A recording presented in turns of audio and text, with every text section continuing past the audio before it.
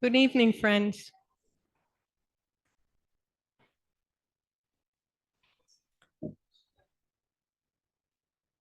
Good evening, friends. We'll start with a little waiting worship, and then Hannah will introduce our panel.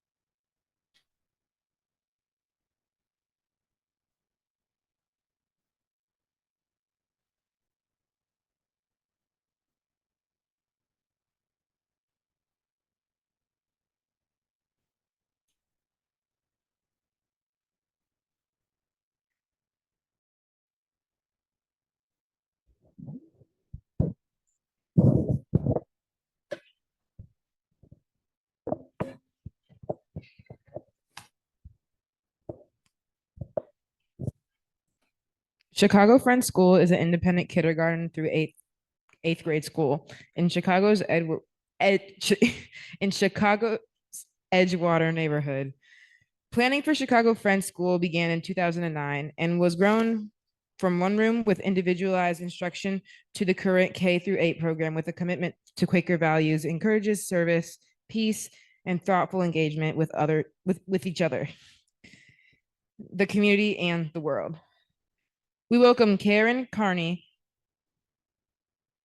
who has been Chicago Friends School's head of school since 2015. Karen's career demonstrates a rich and diverse set of skills: project oversight, curriculum development, educator training, and mentoring, and classroom instruction. Prior to coming to Chicago Friends School, she worked as a senior specialist in science curriculum for American Institutes for Research. Before this, she oversaw educational programming at the Adler Planetarium. First as its director of education and then as its associate vice president for visitor experience and learning. She has also worked in instruction and teacher development at the University of Illinois at Chicago's Learning Sciences Research Institute. Karen has taught in both formal and informal settings as at the university, high school, middle school, and elementary school level, and has authored more than 20 scholarly papers, book chapters, and conference presentations. She holds a master's degree in learning sciences from Northwestern University and a bachelor's degree in geology from Oberlin College. Karen is a member of Evanston Friends Meeting, where currently serves on ministry and worship and finance committees as a recording clerk. She enjoys baking, cooking, painting, and role-playing video games, and was many years a member of the Playmation improv comedy team.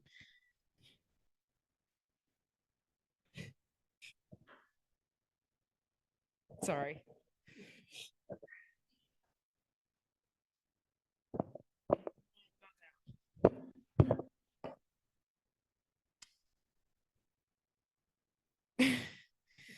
Scattergood Friends School is a progressive, open-minded school for grades 6 to 12 located in rural West Branch, Iowa.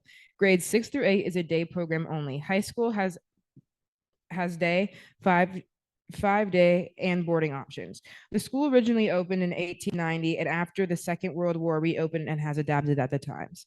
Scattergood offers engaging and progressive classes, experimental hands-on learning, and individualized and self-reflective assessment. The core curriculum provides students with a solid foundation. In addition, an emphasis is placed on critical reasoning, respectful communication skills, and the capacity to consider others' point of view. Students also learn practical life skills through work on the 126-acre campus, 8-acre organic farm with gardens and livestock, and through wilderness and service trips, as well as projects classes that explore the arts. We welcome John Zimmerman, who has just completed his 4th year as head of school at Scattergood Friends, having spent the previous 2 decades working at Princeton Friends School in New Jersey. In his times at PFS, John wore many hats, but was best known as camp director for the school's beloved summer camp program. In addition to his career in Quaker education, John has also extensive background in the theater as a performer, director, and producer. John brings a strategic approach to his work, seeking to combine the traditions of life, the traditions and history of Scattergood.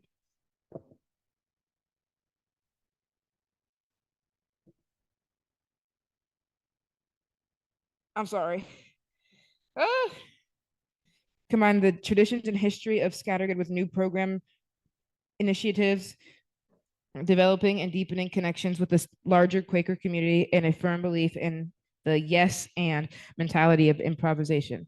John lives on campus at Scattergood with his wife Stephanie and 2 children, Jack and Merida, both of whom are students of Scattergood.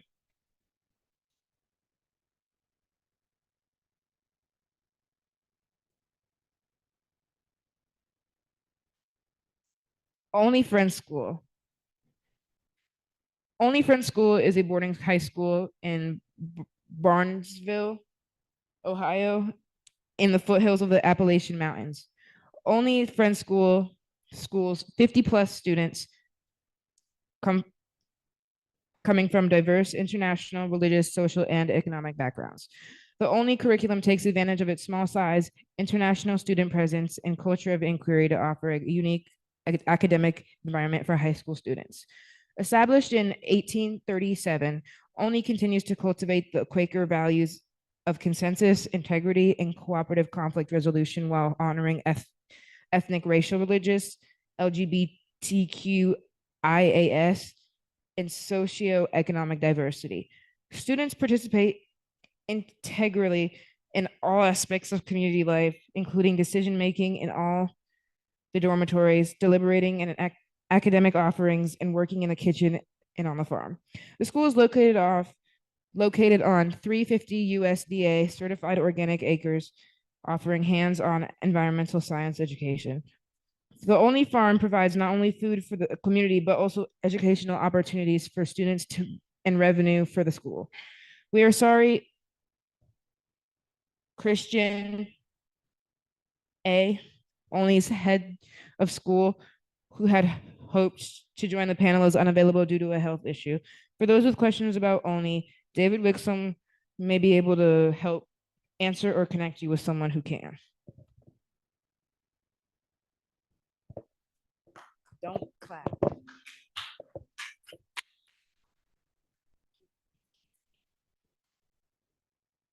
So David, you had wanted to say a few words about Olney before we sort of dive into our spiel. Is that still a good plan? Hello. Hi, I'm David Wixom. I'm a 1973 graduate of Olney Friends School. There are some other graduates in the audience that I think want to be remain private. I visited there about 2 or 3 weeks ago as an alumni. I'm my 51st year, but the class 50th year welcomed me well. Some people, when I walked onto campus, I knew immediately. Other people's I didn't recognize, but with a little bit of talking, I remembered them quite clearly. So the living 24/7 with people is a wonderful experience. I offer my own testimony and continuing activity in our faith as a witness of the quality of Olney Friends School.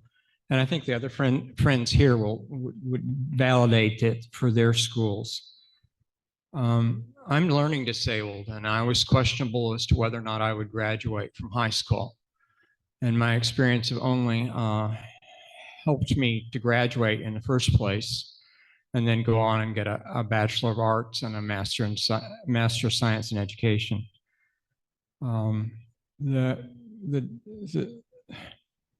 I really liked being with Ohio Yearly Meeting friends. There were different friends, but they were very powerful spiritual friends, and that community is still there. The work crew that was mentioned, the lake that was not mentioned, and the experience with the dairy farm were important in building community. I'm going to step down from here, but I will be here all weekend. Should somebody want to ask me a question or ask me to point out who else graduated from there or how to get ahead of Olney as a contact. Thank you.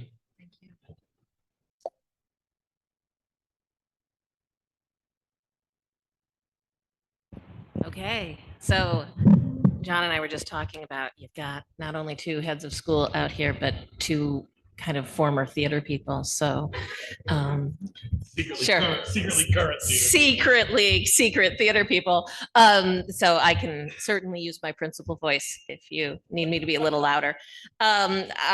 So we're going to talk a little bit about the state of Quaker education in the United States.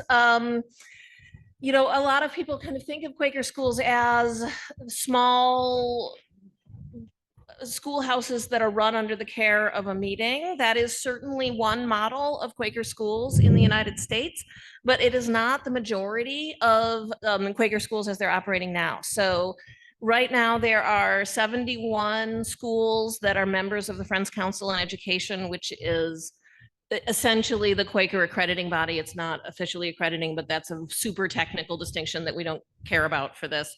And they range in size from 27 students to over 2,000 students. The majority of Quaker schools in the United States are in the Eastern Seaboard, in the Middle Atlantic states around Philadelphia. They are much fewer on the ground in the Midwest, right? Scattergood in West Branch, Iowa is Chicago Friends School's closest Quaker school neighbor, followed by Richmond, Indiana. So you have to go a bit to find another Friends school in the Midwest. There's a range of formats. We'll talk about mine as a K-8 day school. John's, as you hear, is a 6 to 12 mixed boarding and day school. They are rural, suburban, urban boarding and day. Most Friends schools at this point are incorporated as independent schools and have a school board as opposed to being directly overseen by a meeting, although that model still exists. Yeah. And then there's a board of director, and Friends Council on Education essentially kind of reviews the Quakerness. We're also, most of us, accredited by a local independent school accrediting organization. But the most important kind of statistically informational thing on this slide, which is, by the way, beautiful, I'm sorry you can't see it, is that the majority of students in Quaker schools are not from Quaker homes. So the students that are served, the majority, and at my school, the vast majority, we have one kid who goes to meeting regularly at Chicago Friends School. The majority of kids who attend Quaker schools do not come from Quaker families. And so the question that drives the thesis of John's and my presentation today is, so what are Quaker schools for, right? And more importantly to this organization, and I'll say it in a different way, how do Quaker schools further Quaker witness in the world? And that is something that each of our schools has an answer to. And we're going to talk a little bit about how that works at each of our schools, and then we'll open it up to the questions that I know that the youth have prepared. Including one who's a alumnus of one of our schools, the second alumnus of our school. So our schools are very, very different in terms of their longevity. You heard ours, the first bit of the founding of Chicago Friends School was in 2009. It's been continually open. It's been continually in operation since 2012. And has been and it was opened as a K-1 school and grew as you had it. This last year, we had 30 students in K-8. We've graduated 11 students. Our very first graduates are about to go to college, so we're seeing us going into the future. And who do we serve? So I just pulled a few stats from our 2023-24 student demographics. So we have families from Chicago and from Evanston, which is the nearest suburb to Chicago. In their religious backgrounds are Christian, Buddhist, Jewish, Quaker, and secular. So a lot of our families do not have a particular faith orientation. 18% receive financial aid. A third of our students are non-white. 14% of students and half of the staff identify as some form of LGBTQIA. A third of our students speak a language other than English at home. And at least half of the students and staff are neurodivergent in some way. So we have a student population that has quite a lot of diversity in it. And again, it's 5-year-olds to 15-year-olds, 14-year-olds. What do? We try to foster in our academics and our culture a lot of things that develop our kids into the ability to have purposeful lives. And so one of the things that we do is we foster community and mutual accountability in the classroom and the school. I'll tell a quick story of one of our graduating 8th graders who has been with us, who just graduated, who's been with us since kindergarten. And at the beginning of the year, his class borrowed my crock pot to make macaroni and cheese for lunch. And they returned it to me in a somewhat imperfectly clean way. And this 14-year-old who I've known since he was 5, saw it, picked it up and went, no, we can't give it back to you like that, and walked into the kitchen to clean it. And I just goggled after him because I remember this kid as not being that community focused for some of his time. So we build independence and responsibility. We have a whole child approach. So we work with the kids academically, but also creatively, spiritually, interpersonally. We teach in small groups by ability level. We include real world challenges and dilemmas in the curriculum. We try to tell the stories that are underrepresented in the stories of history and of social studies. So we really try to kind of make sure that everybody's voice is represented. We also spend a lot of time out of the school in the community. We go outside to a public park for recess. We go into the community for errands and for field trips. We use local shops in programming. We try to really make the city our classroom as much as we can. How do we live Quaker values? We have a whole school, what we call meeting for community, what you would call meeting for worship. We work on doing collaborative consensus-based decision-making as is developmentally appropriate. There are things that kids don't decide, but there's a lot of things that they do. We model stewardship and simplicity. We do peace building and restorative justice in terms of how we do personal dispute resolution. We do individual, classroom, and whole school service. We model and teach equality and inclusion, and we do advocacy for things that we care about. As an example of that, this year, our middle schoolers had the choice of whether they wanted to support the Gaza ceasefire by writing letters to their alder people. And we did some lessons on what the resolution was and gave them the chance of, where do you fall on this? Are you pro, are you con? Do you feel like you're moved to speak? If not, don't, right? But we do advocacy about things that we believe in. An example of service just from this year is one of the things that our neighborhood, about half a block from the school, is a giant park facility that turned into a migrant shelter for 300 Venezuelan migrants last summer. And for our fall service project, we organized, the student government and I, but the kids all worked on it too, a field day to welcome the kids who were living in the Armory to our neighborhood. And we got volunteers from different neighborhoods in the city. And in fact, some of the people sitting in this room came out to help with the to help with the field day, and we invited them all to come out and play games and have snacks and feel welcome. And so that's an example. And then we've also been loaning one of our classrooms to a civic organization to do language lessons, to do ESL lessons for the adults who are living in that shelter for most of this year.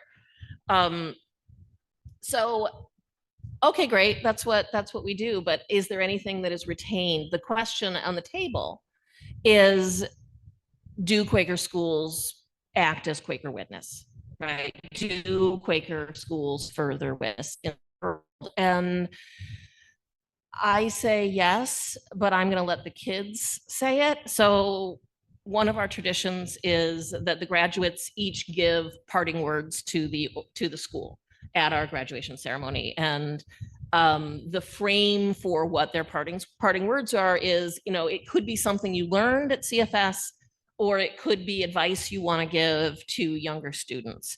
And we graduated 3 kids this year. And again, such a cute picture. I wish you could see it. And I'm going to take an excerpt from each of our 3 graduates about what they said they learned at Chicago Friends School, to kind of give you an idea of how they articulate what they've learned and what they're taking forward in the world. So here's the first one from Beatrix Matt, if you're keeping track at home.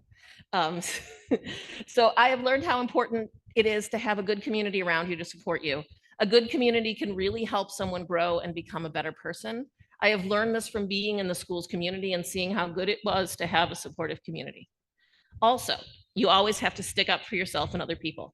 You can't just wait around for someone else to do it. You have to step up and do it yourself. So the next one is from another grad of ILO, and he talked about peace.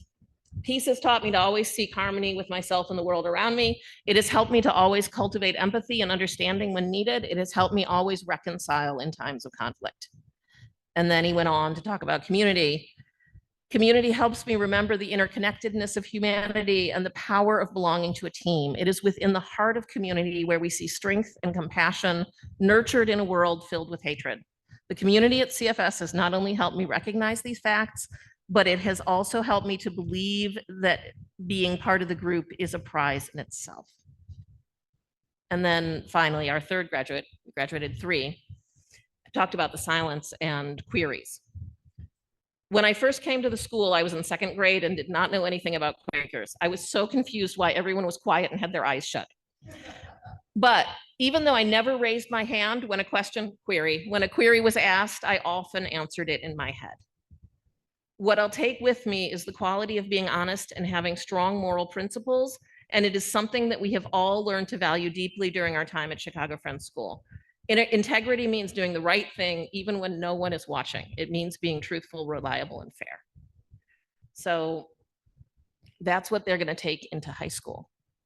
And I'm going to let John pick it up. Oh, no, I got one more. So I'm going to give the last word to Beth Morgan, who in 7th grade, there's a text from her mom, and the text says, Beth asked me the other day if Atticus Finch from To Kill a Mockingbird is a Quaker. So she's recognizing in this kind of fictional icon the values that she's learned at the school. And then the second text, she said if she had to write an essay about whether he was, she felt prepared to make the case, which I love so much, because it's not just recognizing the virtue, but it's also like, and I can back it up. I got the academic skills, right? And that's what we really want to instill, is both the kind of moral recognition and also and I can write an essay about it, she can. So that's what they're taking into high school, and I'm going to let John take it over for high school. Well, yeah, and it sounds from that writing like I've got to get more Chicago Friends students out to Scattergood. He's laying a good foundation there. I want to start pretty broadly. I want to start with the question, why do we need Quaker high schools? And we could ask the same for elementary or middle schools. We could even broaden the question further and say, why do we need independent schools in the first place? And I want to just draw attention. I'm not saying private, I'm not saying parochial, I'm saying independent schools. schools that are for the greater good of all, but are run independently from the state, the government? Well, the first reason that comes to mind for me is that we all know students learn differently from each other. And the public school system is built around efficiency. And it does a fantastic job for many, many students. I was a public school graduate. My two children were in the West Branch public school system before they were old enough to be at Scattergood. I support public schools, as do most Quakers I know. And the question becomes, well, then why don't we just make the changes in the public school that will serve all of those students? And I think we can all recognize that's a pretty challenging thing to do.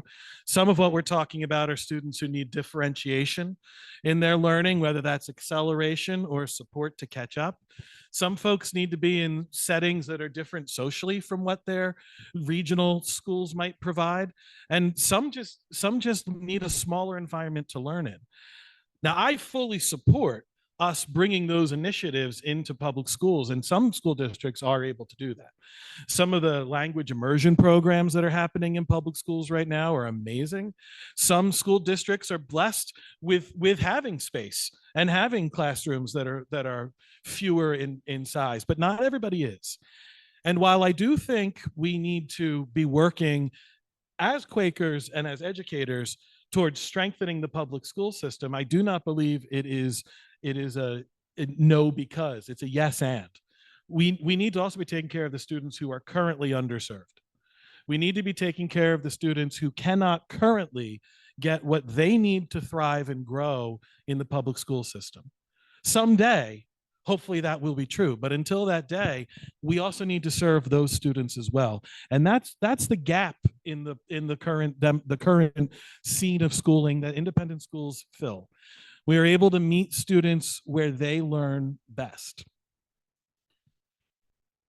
I don't want to bring the mood down. We're talking about Quaker education, which is a very positive, uplifting topic, but we have to address the mental health crisis that is affecting our youth. It is the pandemic of our time, not COVID-19.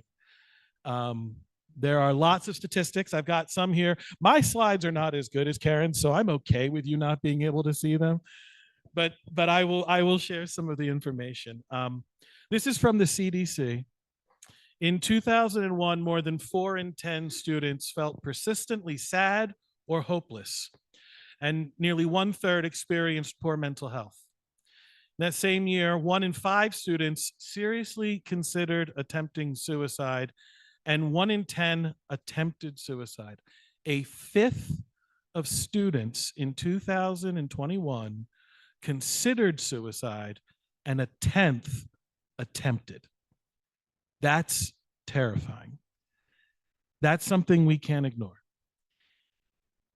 When we start to look at the reasons, right, and who's impacted, we see a couple of things. First off, our LGBTQ plus trans students, those who identify as, out of the ordinary, as one might consider, they suffer these things at far greater rates.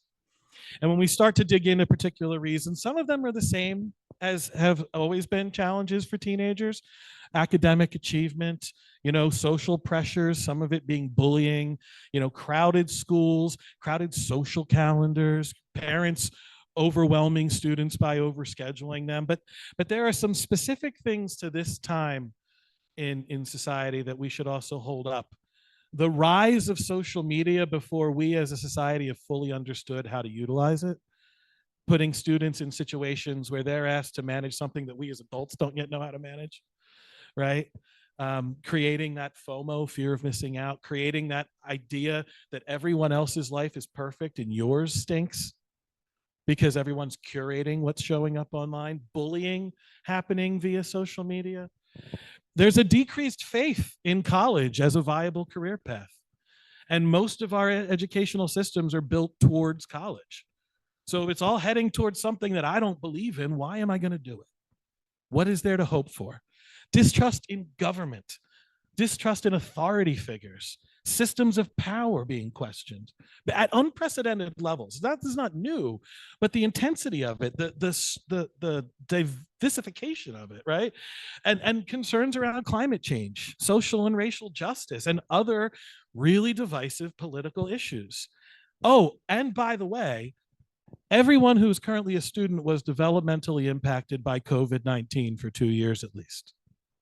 Whether that disrupted their social growth or their academic growth, or both in most cases, their lives were put on pause or at least set on an alternate track for years when their brains and their minds were developing. It's no wonder we're facing this mental health crisis. So what does this have to do with independent schools and specifically Quaker schools?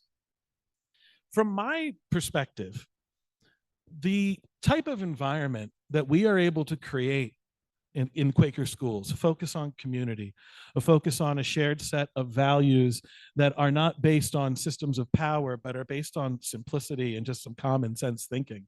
I know not everybody loves the spices as a representation of Quakerism, and it really is just a snapshot, but it's a really effective snapshot for giving a shorthand to young people for, here's some values that actually can work as a lens to look through. My high school's values were tradition, pride, and excellence. I don't know what the heck they meant by it. We never talked about it at Hamilton High West. It was just written on the wall. I can promise you at Quaker schools, simplicity, peace, integrity, community, equality, and stewardship are lived values by staff, students, and hopefully parents if we can get them trained up right. It's important that they remember that at parent-teacher conferences, especially see that of God in every person.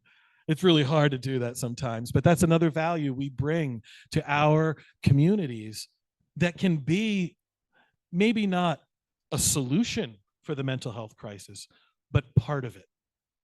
Because so many, I want to be very clear in what we can and can't do. We're not a place for students to go when they're in that moment of crisis. But we can help avert getting to that moment of crisis. And we can work with students who have been in that moment of crisis and are now seeking to get back on the path that they had originally set out on. Let's bring it up a little bit.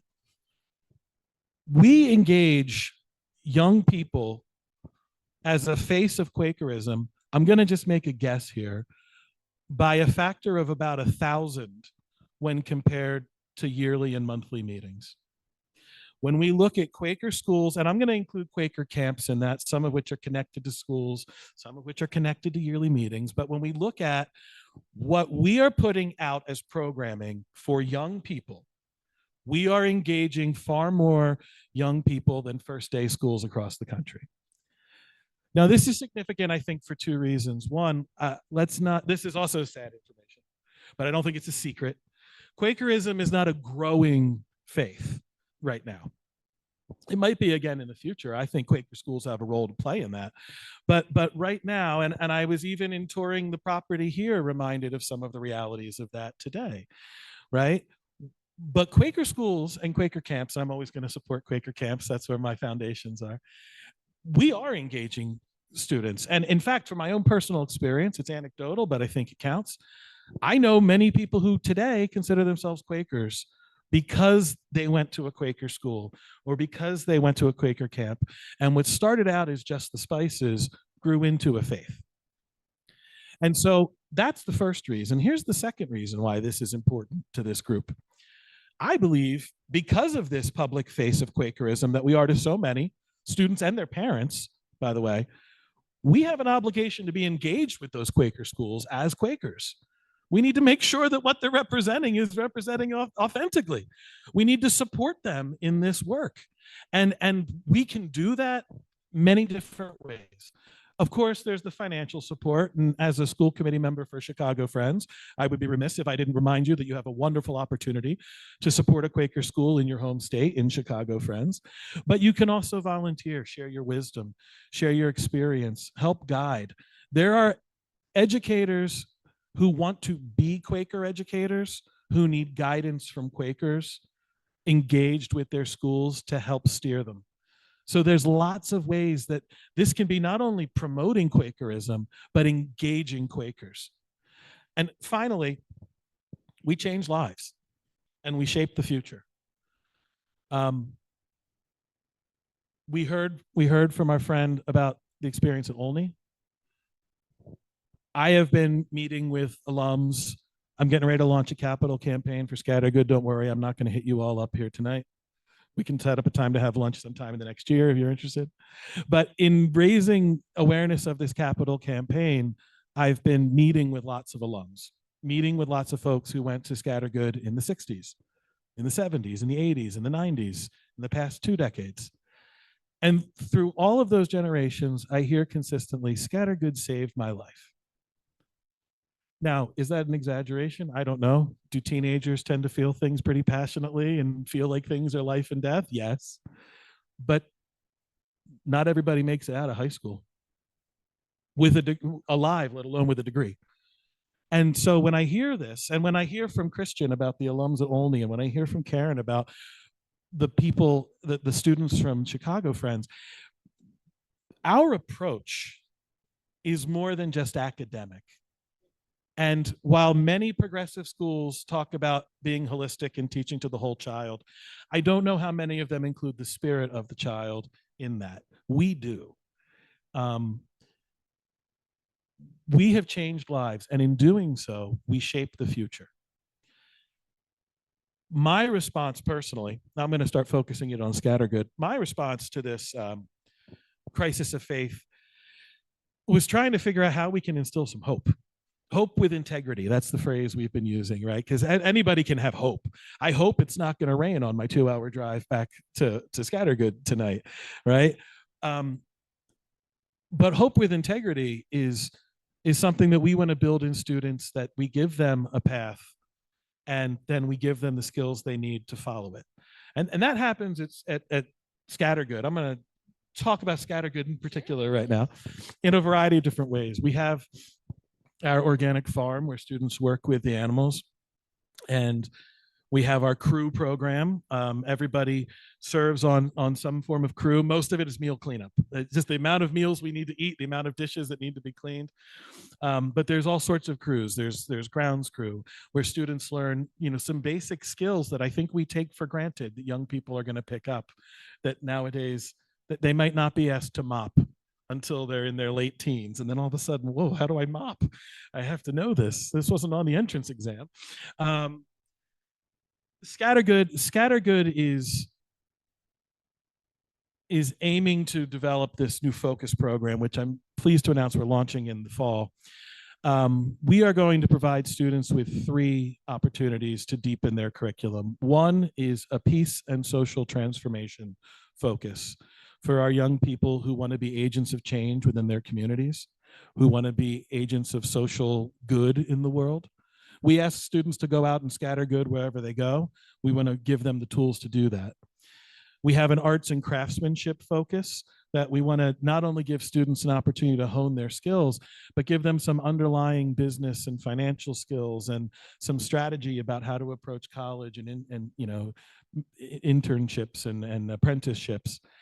And then finally, we have a sustainable agriculture focus for those who want to learn how to live in harmony with the land and eat organically and grow organically and think about agriculture in a very different way. That's a little bit controversial in Iowa, I will just say. I've encountered some friends, capital F friends, who feel like agriculture in a larger scale is really important. And we do as well, but we also want to teach that there's a different way of doing it.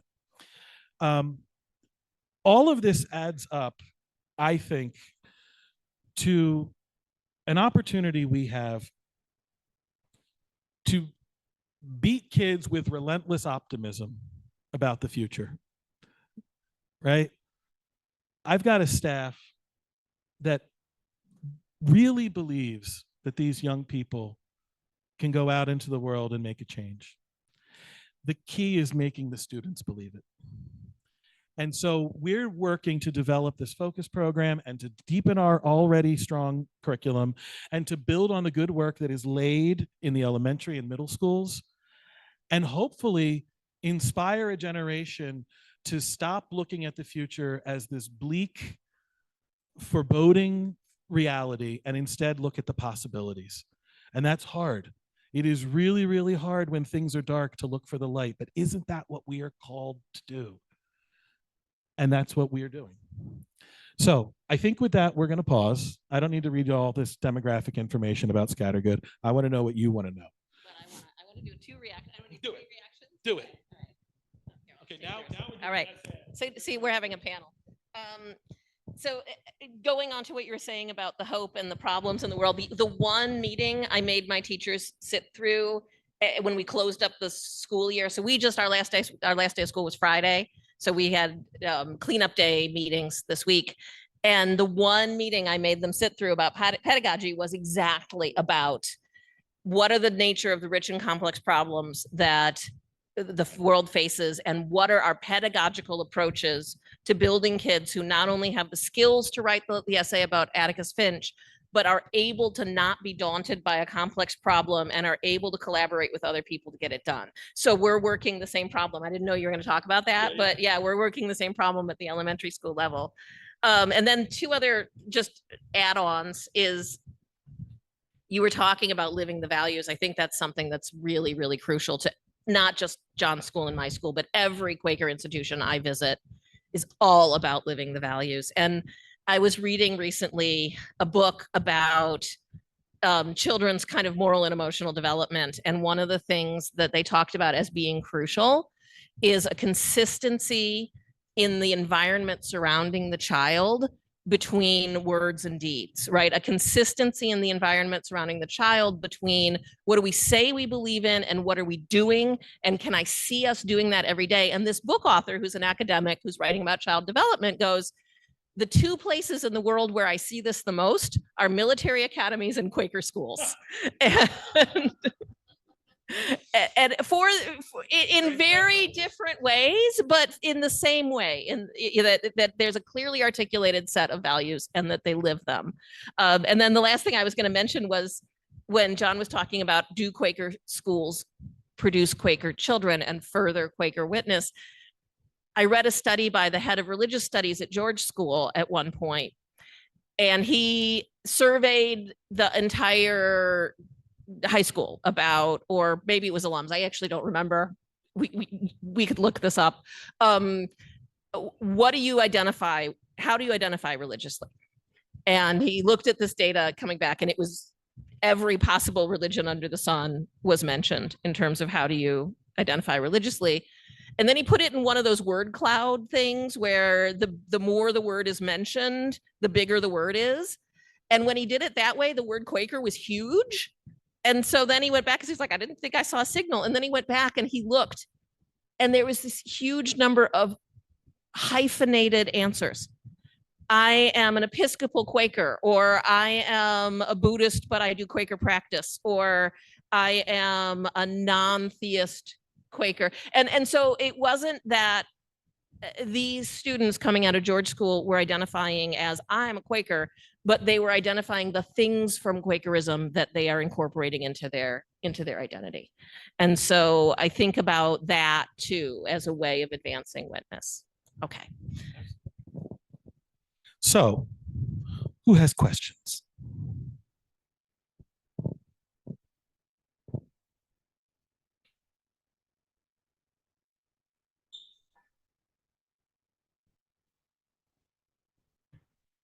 My name is Pam Kuhn from Lake Forest, Penns Meeting. I'm a graduate of a Quaker school on the East Coast. I'm interested to know if your students go to Meeting for Worship and how it is that you teach them about Meeting for Worship and what that means. We sometimes have trouble in our first day schools, but I know at Lake Forest they come in for a little bit, but it would be nice if they came in more. Do you want to start with how you No, handle it? why I'll don't start. you? Yeah, so we have collection 4 days a week. That's about 15 minutes of silent worship that we do after crew in the middle of the day. And once a week, we have an extended 45-minute meeting for worship.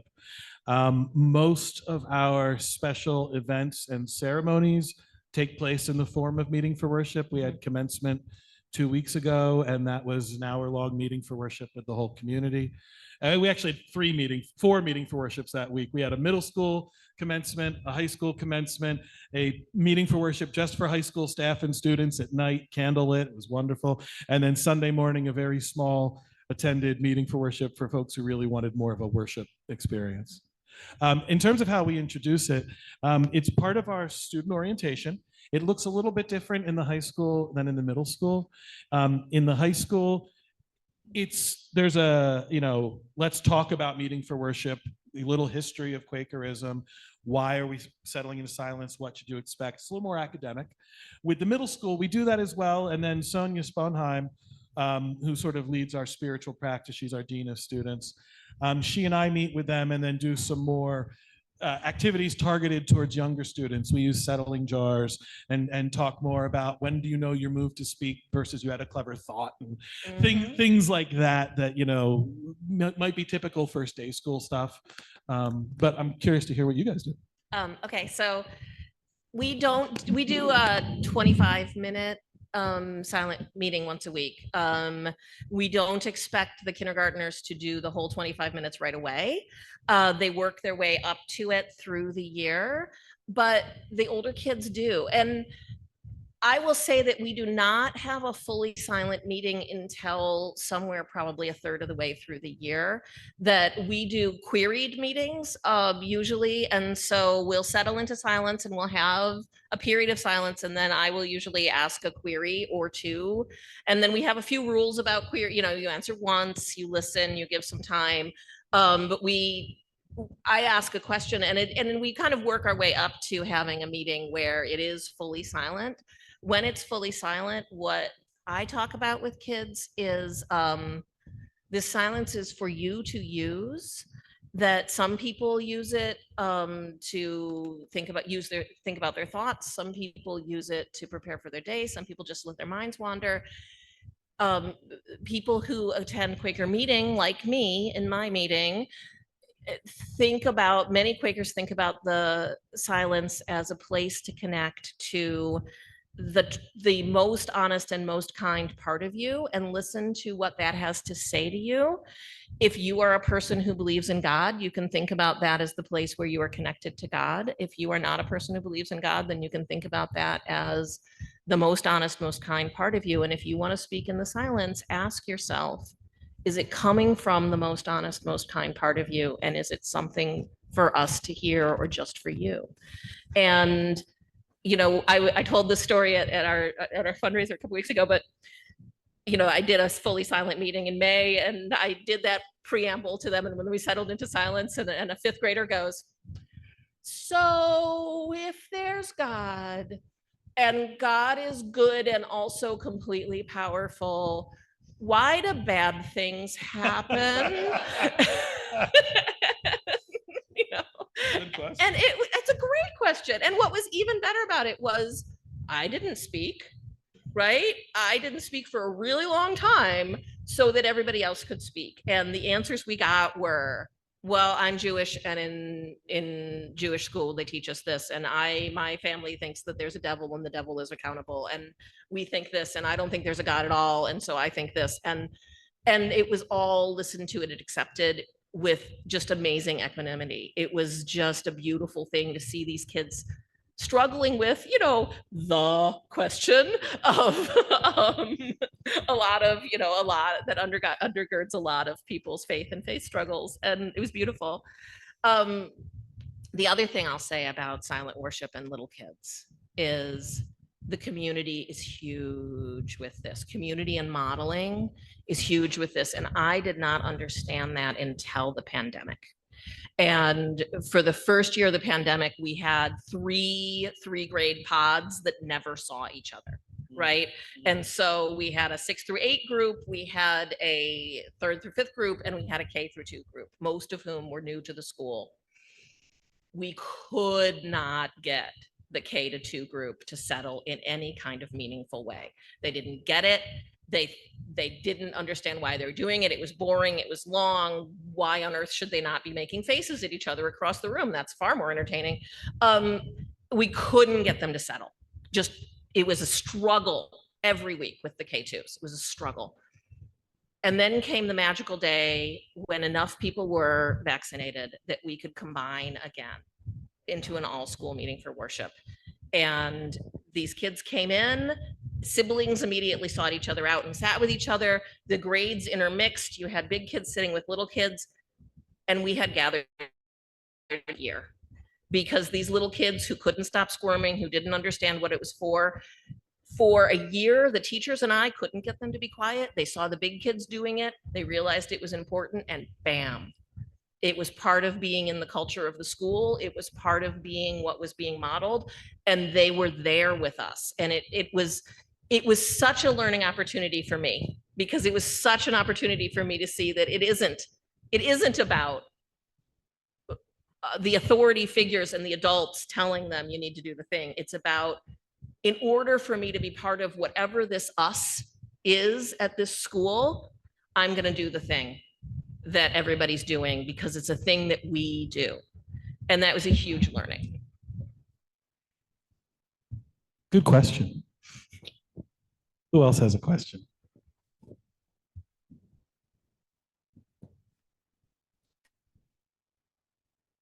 The assembly will end and you'll all need to go back to class if there's no more questions.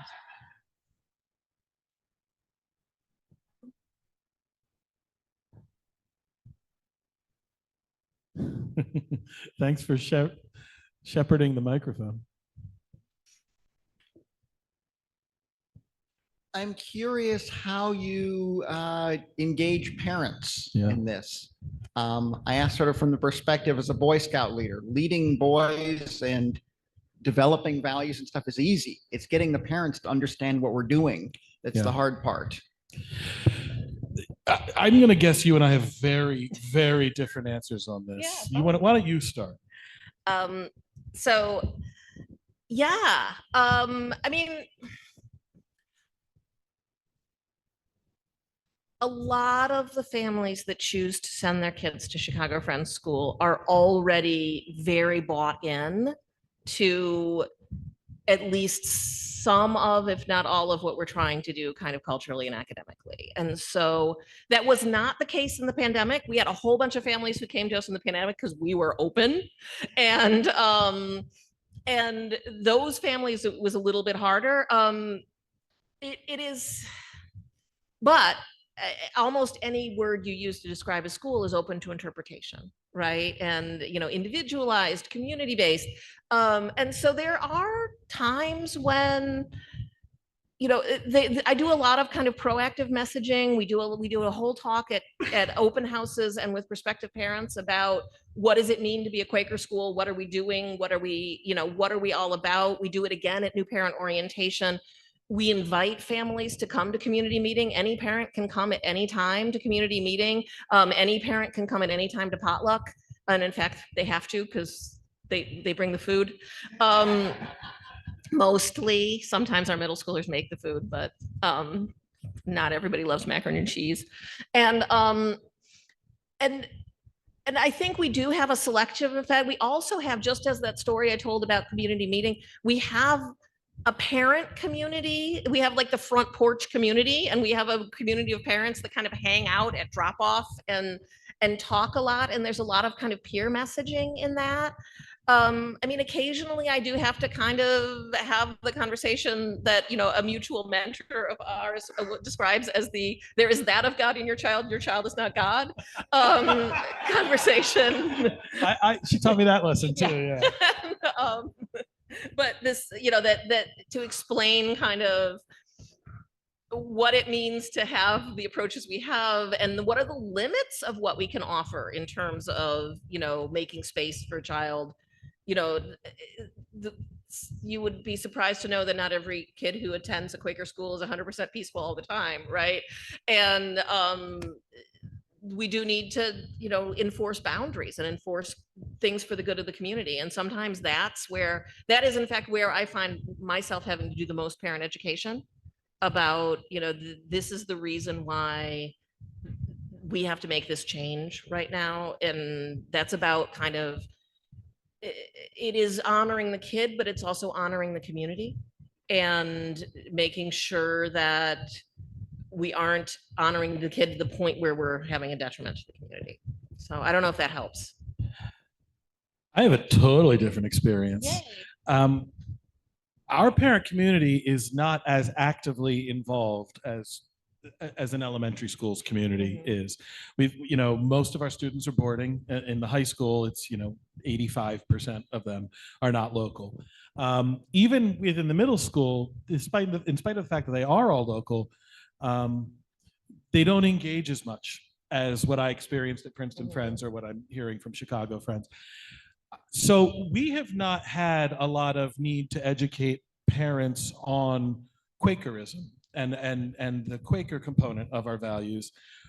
When we have, meetings where they're invited, we will do an introductory thing to make sure everyone knows what the format is and why we're doing it. Where I have to teach parents is how to better understand their children, specifically in the high school. And that comes up in a lot of different ways, but the two that come up the most often are when students come out of the closet in one form or another, and the community they're from is not as progressive as the Scattergood community. And so there's a lot of help and guidance in understanding that.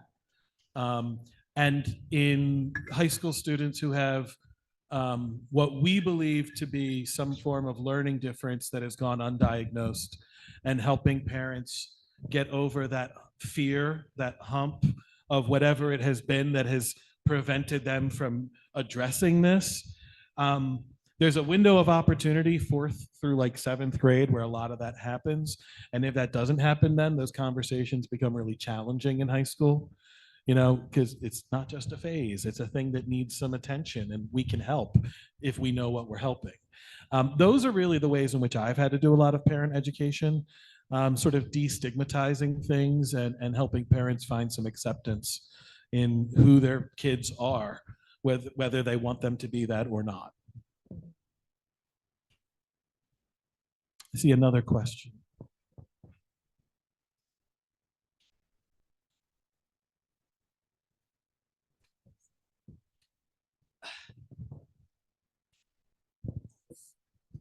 Hi, I'm Pam Timmy from Oak Park Meeting, and I'm wondering with the Chicago Friends kids, school kids, where do they go to high school and how do they get along there? Great. Yeah, that's a question I always get because we're so tiny that people are like, how will my kid ever transition? Right. So we've had 11 graduates. So I could probably name every school, right? But we've had, so in Chicago, there's different kinds of high schools. It's a very complex system. And every school, every student in Chicago can apply to every school in the city. And there's a bunch of tiers of schools, from neighborhood schools to magnet schools to what would they call selective enrollment schools, which are the very, very highly, like Harvard level acceptance schools. And of our kids who go to public, our kids, we've had, I think, 1 go to the neighborhood school and 3 go to the magnets and 3 go to the selective enrollments in Chicago. And then we've had 2 go on to Quaker boarding schools, 1 to George and 1 to Oakton, and and 1 go on to Waldorf for high school. So another independent school, and 1 go on to Evanston Township, which is the local. So they go all over the place, but they tend to go to pretty good schools. I will say I've been very pleased with our placement record.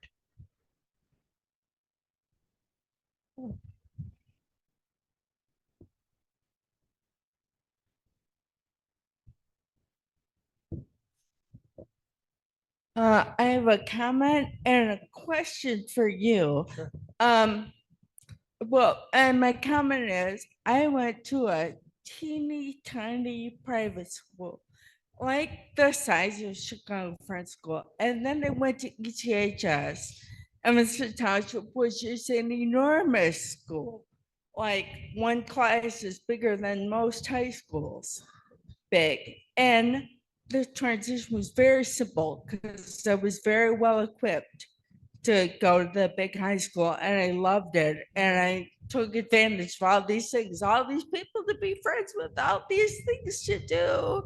It was cool. I was like, I was going to a party. It was great. But my question for you is, I have a son, and when he was of the age, I was looking at Olney and Scattergood, and there was a part of me that really wanted him to do that. But there was also a part of me as a parent, like, I do not want my son to be away from me so long. We have a relationship to develop. So how do you negotiate that? And what would you tell a parent like me? Yeah. Because we kept him home. Thank you for that question. I feel like I get to cheat on that question because I live on campus. So my daughter wants to be a boarding student. My son wants to be a day student. That's fine. I'll get to see both of them every single day at meals and in the morning, either way. And I personally can't imagine, my son's going into 8th and my daughter's going to 7th, but I couldn't imagine that choice. They're such an integrated part of my life. I think there's two ways of looking at it. One, if a young person is feeling a calling to go to a boarding school and the parents are having a hard time getting on board with that, what I would say to the parents are, let's look at what they're going to gain. Let's look at what that experience is going to do for them. It's going to hurt. Like, there's going to be that loss that you're going to feel. And they're going to feel some loss as well. Trust me. Absence does make the heart grow fonder, even for your parents. But what are they going to gain? And is that what they need right now? There are some young people who need to get out of the house, to be in a space where they can sort of breathe, spread their wings a little bit, take on some challenges that they might not encounter at home, and grow. And then there are some students who home is not a safe or welcoming situation, for whom that's not even a thing to consider. Being at Scattergood is just naturally better. And then there are going to be some students for whom boarding is not the best option, that what they're getting at home, what they're experiencing, is very rich, very fulfilling, and very much a part of their childhood experience. And if that's working well and a student is growing and thriving, I don't know that I would say you should send them to Scattergood. If parts of our program are appealing and are compelling to that student, and there's a calling, yes, I will certainly help advocate. But I don't want to misconvey that I think Scattergood is something that every student should do. It's a really great fit for many students. But for some students, no, a different path for high school makes a lot of sense. And so, without knowing your son, without knowing you more than our pleasant exchange right now, I don't know what my advice would be. I'd want to talk more and know. But I think the decision to do a boarding school for high school, to enroll in a boarding school for high school, is a big decision. It's like buying a car level of financial investment, if not more. And it's a real personal investment. I would have suggested maybe that it's something that you considered for junior, senior year, and take those 2 freshman, sophomore years and enjoy them. But that's just off the top of my head. So, Does that answer your question? Kind of dodges it a little bit, but yeah. Yeah. Other questions? In the back. You getting a workout?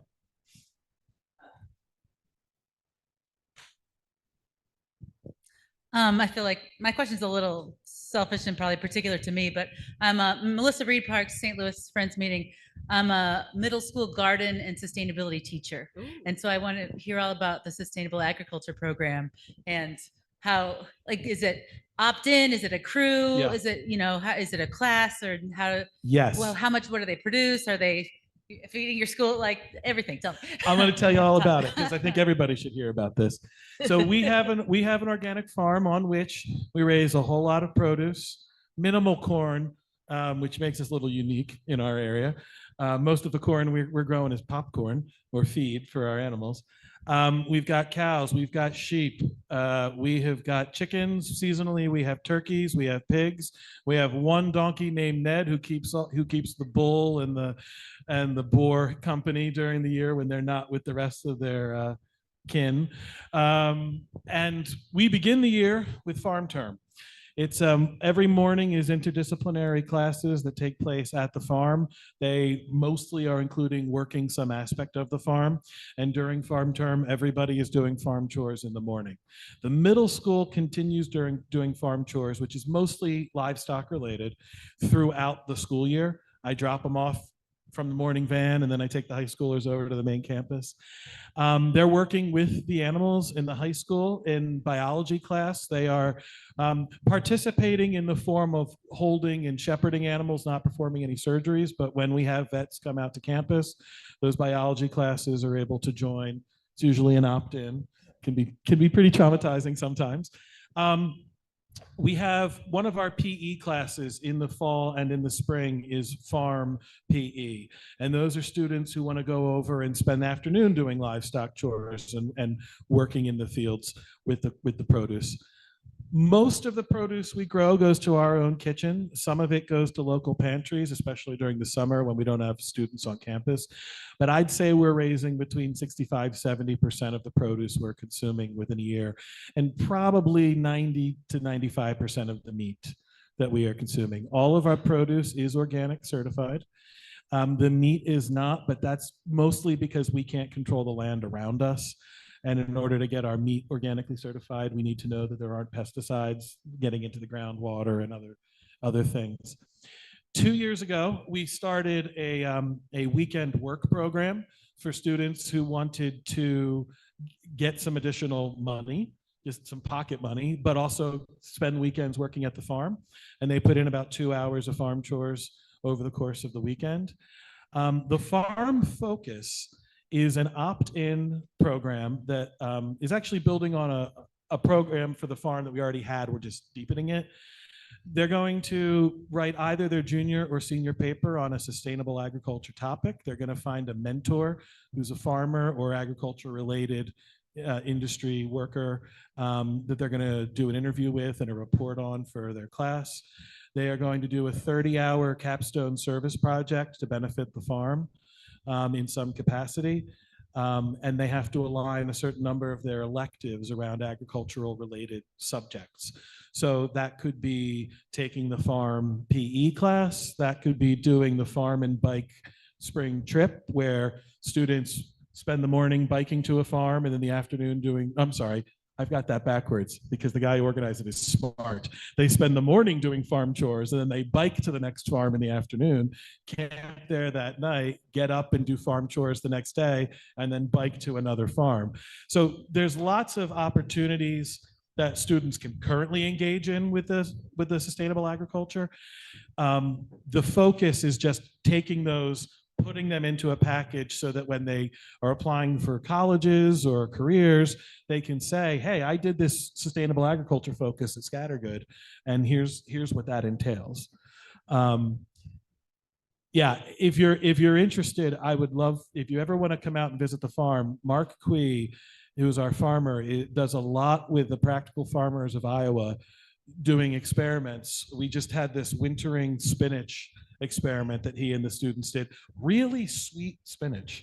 Like it came out really rich in flavor and really sweet, but it was this pleasant early March surprise that we got because we're conducting an experiment for the practical farmers. It just happened to benefit us. Yeah. I have a, Oh, excellent. Call on yourself. I'm Hannah. Hi. Hi. It's like a stupid question, I guess, but do people keep their farm animals there? Like they would not want to be left like at home? So do some of our students bring their animals with them? Like a horse or something? No, because of with 125 acres, that's a lot of space. But that space gets used by the crops and by the animals. So we don't invite students to bring their own livestock or farm animals to campus. We do allow for fish and some reptiles in the dorms, but you have to work with Sonia, our Dean of Students, to get approval for that. We did make the tough decision this year, no to birds. They're just too noisy. We can't have those in the dorm. But there are plenty of campus animals around for folks who are missing that connection to them. We have 3 campus cats that are beloved: Boudica, Calypso, and Rosie. Rosie's the farm cat. They don't mix territories. And we've got about a dozen dogs living with various staff members who are eagerly walked by students a little bit homesick for their puppies at any given time. It's always a very popular independent study PE, dog walking. I think we have a few more minutes. What time are we at? We were told to end punctually at 9, so we're going to Yes, do we have that. a couple more minutes if there are questions. This is the picture of our city kids meeting your borough. Oh yes, that's So Ned. we visited Scattergood a few years ago, and this is our kids meeting their borough.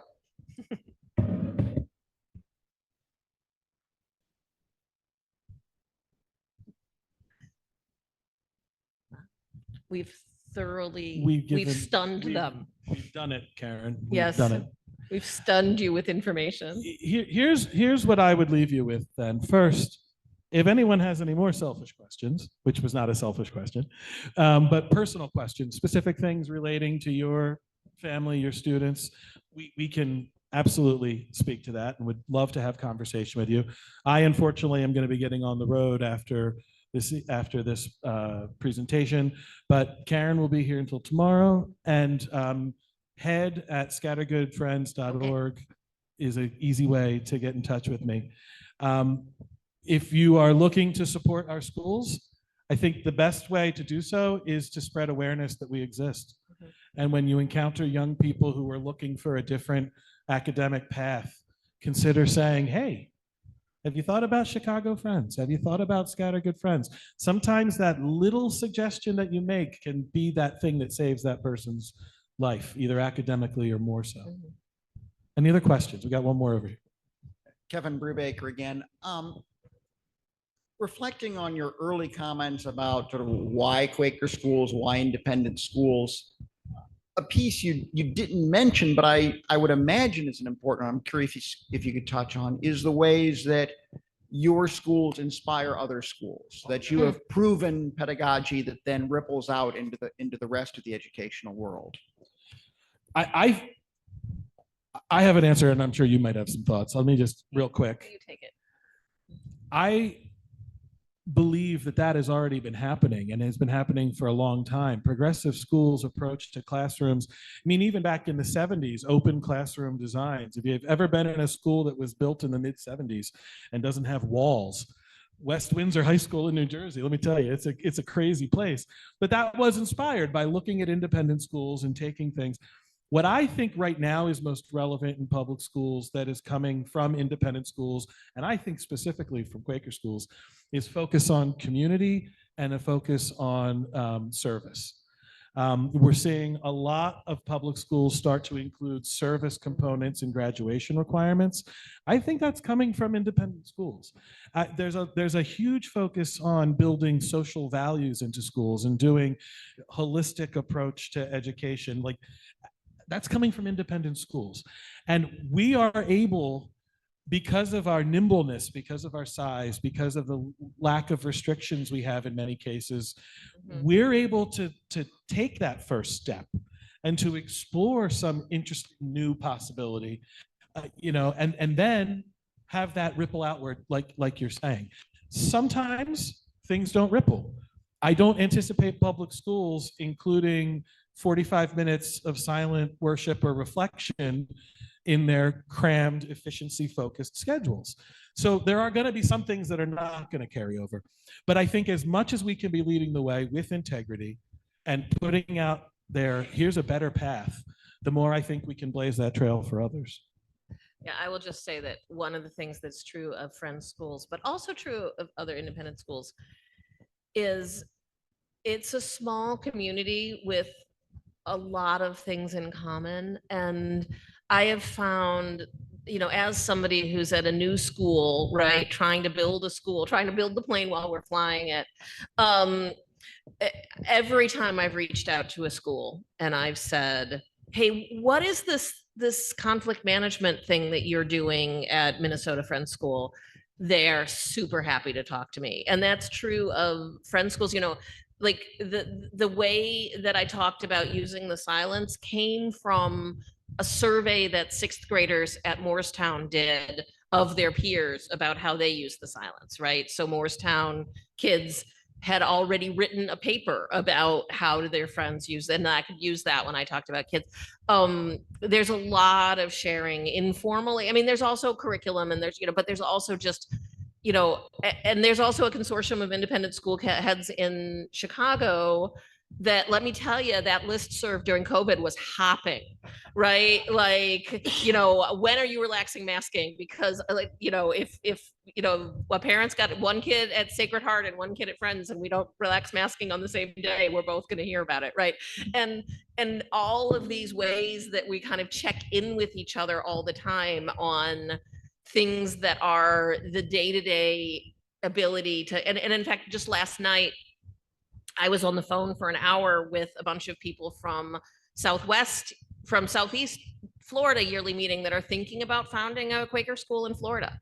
And they were like, what do we have to think about? And we talked for an hour. We could have talked for 2 hours. I wrote up a set of queries for them to consider in their next thing, because it's a lot, right? It's a lot. And the other people who are doing it with you are your best. The other people who are doing it in the same way are your best, and the picture that I showed of our kids petting the burro at Scattergood is, us just going for an overnight trip because we could, because it was driving distance and our kids needed to see the farm. And there's a lot. And then their kids came last winter and spent the week in Chicago and went to MSI and went to the top of the Hancock building. And, we showed them the city. So there's a lot that you can do, because at the end of the day, it not just Friends Schools, but especially Friends Schools, you're doing it for the reasons that you're doing it, right? You want the kids to have a good experience. You want them to grow up to be effective humans. And you need help. And I've found that people who run schools and people who work at schools are incredibly collaborative. And I will say also, I'll echo what John said, it's so much easier in the independent setting, because in the public setting, somebody's telling you all of the decisions you're going to make. Like there's something that, there's a policy that governs every step you're taking. And there's much less ability to kind of invent and collaborate.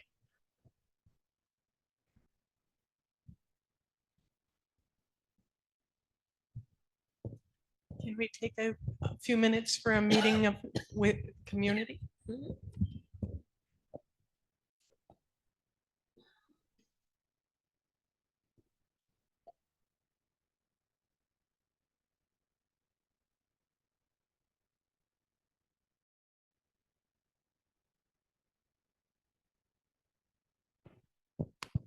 I'd like to thank the teens for participating in this program, and especially Hannah for stepping up. I'd also like to thank Karen, John, and David for sharing some about 3 schools that we've been connected with for years. And I learned a lot, and I'm grateful for the work that you all do, bringing Quaker values beyond our meetings. Well, thank you so much for having us. And I hope this is the first of many Illinois yearly meetings that I'll be able to attend.